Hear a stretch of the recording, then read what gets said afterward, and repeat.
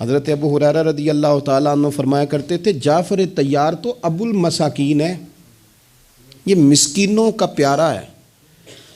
کسی مسکین کو کہیں سے روٹی نہیں ملتی تھی تو حضرت جعفر طیار کھلاتے تھے، پورے شہر کے غریبوں کو ڈھونڈ کے جعفر طیار کھانا کھلاتے، ان کے گھروں میں لنگر پہنچاتے، ان کو کپڑے دیتے، مسکینوں کو ڈھونڈ کے، غریبوں کو ڈھونڈ کے معلومات کر کے حضرت جعفر طیار کا مشغلہ ابو المساکین سیدنا جعفر طیار، ان کو کھانے کھلانا، ان سے پیار کرنا، ان سے محبت کرنا۔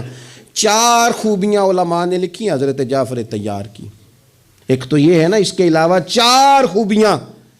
ایک تو حضرت جعفر طیار فرمایا کرتے تھے میں نے زندگی میں کسی بت کو سجدہ نہیں کیا، اس لیے کہ میرا بچپن سے ذہن ہے کہ پتھر نہ نفع دے سکتا ہے نہ نقصان، ذہن ہے۔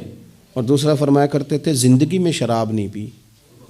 میں سمجھتا ہوں کہ عقل اللہ کی سب سے بڑی نعمت ہے، تو جو نشہ کر کے عقل ہی قائم نہ رہے، آپ دیکھیں نا اونچے لمبے قد کا آدمی ہو اور اس کا ذہنی توازن ٹھیک نہ ہو تو گندگی پہ بیٹھا ہوتا ہے۔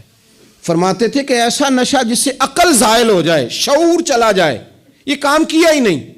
اور تیسرا فرمایا کرتے تھے کبھی کسی کی بیوی کی طرف بری نظر سے نہیں دیکھا۔ توجہ کرنا، بڑے آدمی کی بات ہے، بڑے فکرے۔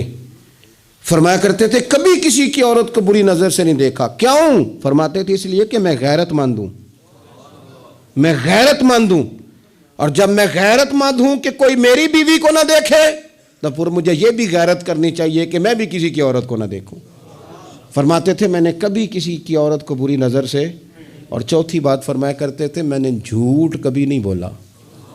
کیوں؟ فرماتے تھے کہ میرا خیال ہے کہ جھوٹ بولنا کمینہ خصلت لوگوں کا کام ہے، کرنا کچھ اور بتانا کچھ، کہنا کچھ اور واقعہ کچھ اور ہونا۔